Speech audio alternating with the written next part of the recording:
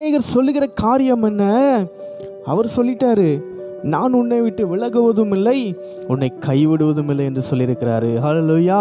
அப்ப அதுக்கு முன்பாக அவர் கைவிடாதபடி இருக்கணும், அவர் நம்மோடு இருக்கணும்னு சொன்னா நாம என்ன செய்ய வேண்டும்? அதான் முன்பகுதி அழகா சொல்லுது பாருங்க. எபிரேயர் 13ஆம் அதிகாரம் 5ஆம் வசனத்துல, நீங்கள் பண ஆசை இல்லாதவர்களாய் நடந்து உங்களுக்கு இருக்கிறவைகள் போதும் என்று எண்ணுங்கள், அப்போது நான் உங்களோடு இருப்பேன், நான் உங்களை நடத்தி செல்வேன். ஹல்லேலூயா. அப்புறம் பண ஆசை இல்லாதவர்களாக நம்ம காணப்பட வேண்டுமா? ஒரு சிலருக்கு என்ன காரியம், எத்தனை மேன்மைகள் வந்தாலும் இது போதாது, இன்னும் வேணும், இன்னும் வேணும், இன்னும் வேணும், அப்படிதான் நம்ம வாழ்ந்து கொண்டிருக்கிறோம்.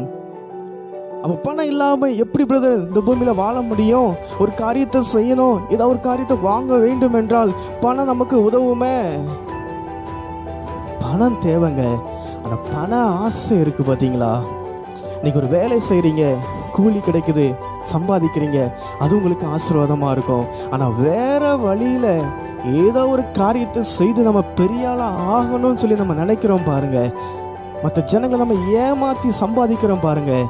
அந்த சம்பாத்தியம் ஒரு நாள் நினைக்காதுங்க. அது பண ஆசையோ எல்லா தீமைக்கும் வேறா இருக்கிறது. அது சொல்லுகிறார், இவன் எல்லாவற்றையும் விட்டுட்டு இருக்கிறது போதும் என்று சொல்லி நீ எனக்காக வாழ்ந்த அப்படின்னா நான் உன்னை விட்டு விலகுவதும் இல்லை, உன்னை கைவிடுவதுமே இல்லை. ஹல்லேலூயா.